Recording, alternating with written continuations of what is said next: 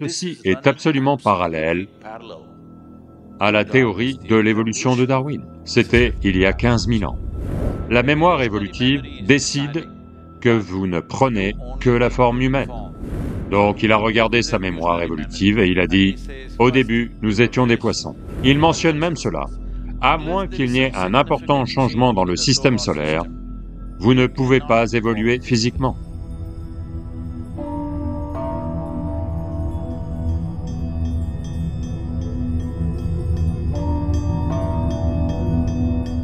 Charles Darwin, il y a 152 ans, il est né il y a 200 ans, mais à 52 ans, il a énoncé la théorie de l'évolution. Il y a 15 000 ans, Adiyogi a dit ça. Je veux que vous regardiez ça attentivement, si vous connaissez. Vous connaissez un peu la théorie de l'évolution de Darwin? Non, pas juste le fait que vous étiez un singe, pas que ça. Quelque chose d'autre. Savoir ça, c'est bien, mais Adiyogi a dit que la première forme de vie sur cette planète était dans l'eau. Eh bien, vous avez entendu parler de ça de très nombreuses façons. Les gens vous ont dit qu'il y a 9 avatars. Oui? Pouvez-vous me dire quels sont ces 9 avatars? Matsya Avatar? Non, non, ne sautez pas. Kurma Avatar? Varaha? Non, non, non. Narasimha? Vamana? Parashurama? Rama? Krishna? Bouddha. 9. Alors, vous devez comprendre ceci. En ce moment, les gens ont commencé à voir ces noms comme des personnes. Voyez-les comme des qualités. La première forme de vie était le poisson. Darwin est d'accord aussi. Elle était dans l'eau. Le second développement sur la planète est la vie amphibie, Kurma Avatar, à moitié dans l'eau. Elle a commencé à pique-niquer sur Terre. Ensuite, beaucoup d'autres créatures entre les deux, mais la prochaine vie significative est la vie mammifère. Parmi les mammifères, le premier est le sanglier. Encore aujourd'hui, vous verrez... Vous avez des sangliers au Rajasthan?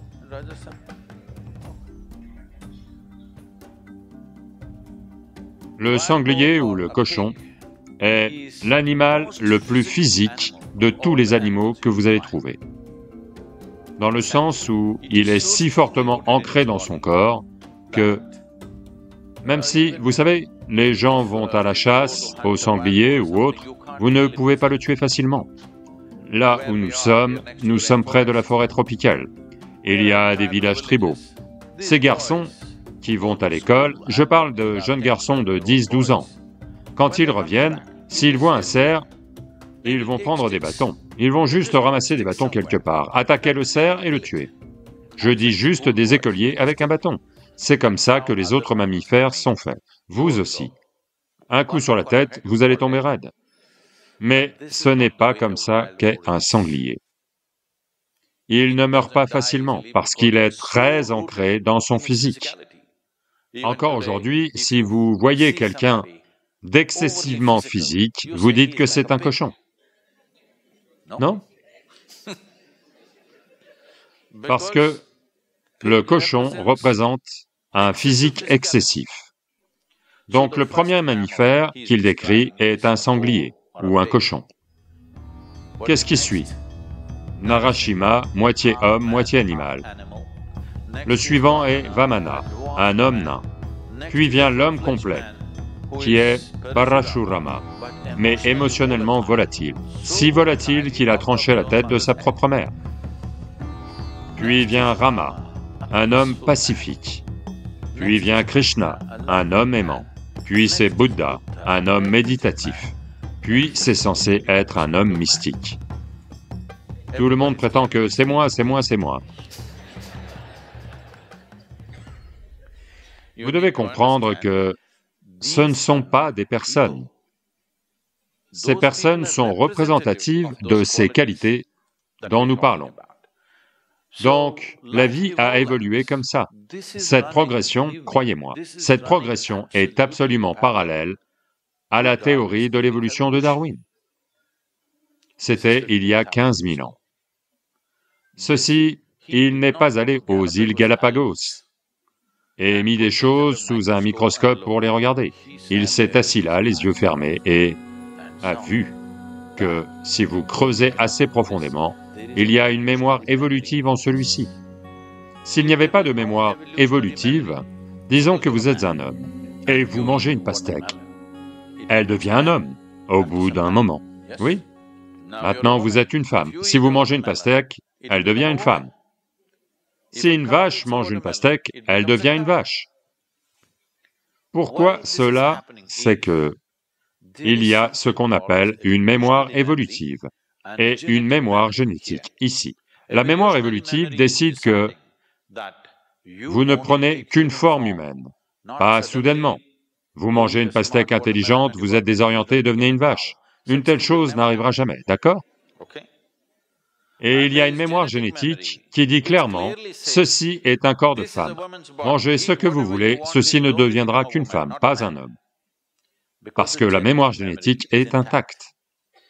La raison pour laquelle les gens se battent contre les modifications génétiques, c'est cela. Une fois que vous bricolez les plantes et ensuite les animaux, ensuite ça arrive sur vous. Ensuite, on ne sait pas. S'ils font une erreur, vous allez redevenir mi-homme, mi-animal. On ne sait pas ce qui va se passer. Donc c'est cela, la résistance aux modifications génétiques. Parce qu'une fois que vous commencez à bricoler le matériel de base, vous ne savez pas ce qui va se passer, parce qu'on ne l'a pas complètement compris.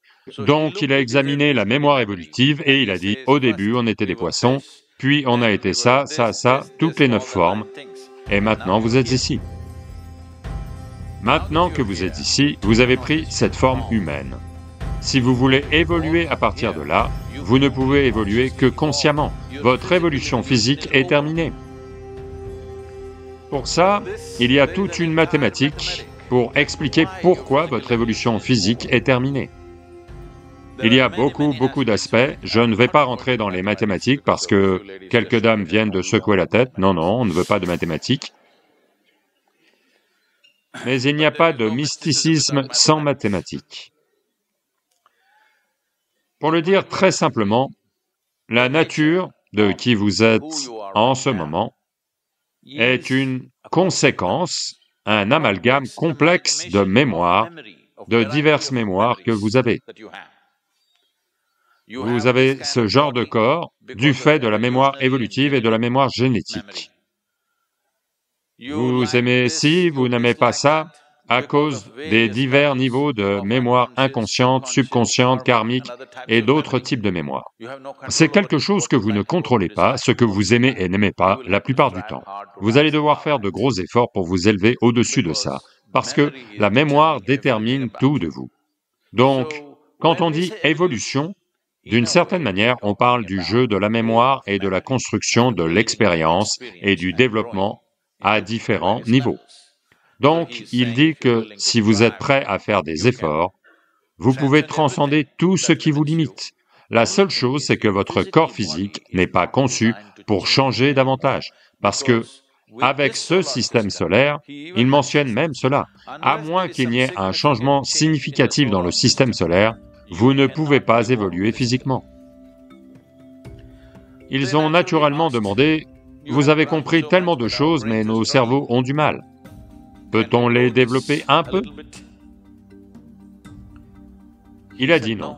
C'est dit différemment, mais aujourd'hui, les neuroscientifiques disent ceci. Votre cerveau consomme 20% de l'énergie générée dans ce corps. Bien qu'il ne fasse que ça... Pardon, est-ce que je le fais trop petit? Ok. Bien qu'il ne fasse que ça, et qu'il soit léger, parce que c'est principalement de l'air, malgré cela, il consomme 20% de l'énergie générée dans votre corps. Le reste du corps, tout ça, consomme les 80% restants. Donc, si vous voulez augmenter votre intelligence, si vous augmentez la taille du cerveau, la quantité d'énergie nécessaire à cela, le corps ne peut pas la fournir. Donc, vous ne pouvez pas augmenter la taille de votre cerveau. Une autre façon d'y parvenir, c'est que vous pouvez faire entrer plus de neurones dans le même volume. Dans ce cas, vous aurez peut-être une intelligence étincelante, mais il y aura énormément d'interconnexions et de confusion tout le temps, et vous allez devenir super agité. Certains d'entre vous ont peut-être des enfants comme ça à la maison. Ils sont super agités, ils sont intelligents, mais ils partent dans tous les sens, parce que trop de neurones sont entassés dans leur cerveau. Maintenant, immédiatement, vous les emmenez chez un médecin, il va leur donner un des alphabets à 4 lettres, TDAH, TDAZ, XYZ et ainsi de suite, MNOP.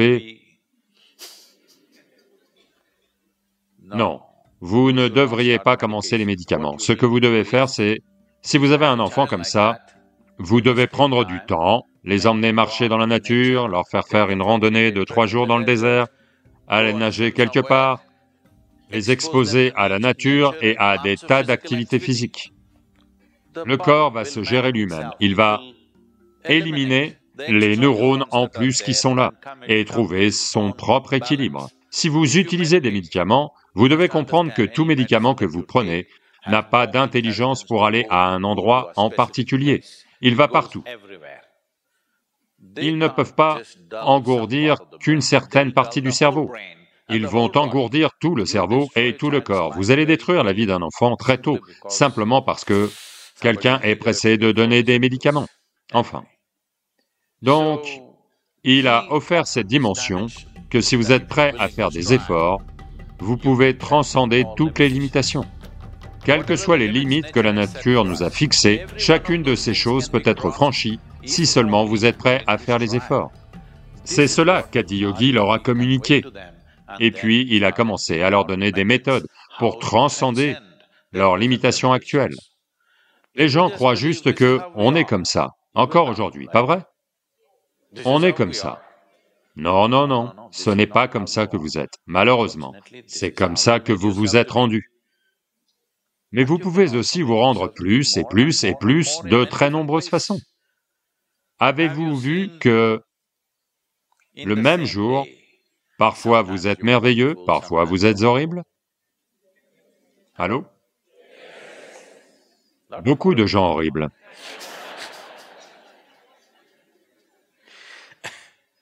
Donc ce que je dis, c'est que vous pensez toujours que ça vous est arrivé. Non, non, vous pouvez vous rendre merveilleux, vous pouvez vous rendre horrible, n'est-ce pas? Donc vous pouvez être dans les limitations, vous pouvez être au-delà des limitations. Donc pour la première fois, il a exposé cela à l'humanité. Et ensuite, il a expliqué comment chaque créature sur cette planète a évolué au-delà de ses propres limitations en faisant des efforts dans la durée. Ou en d'autres termes, il a annoncé la théorie de l'évolution il y a 15 000 ans.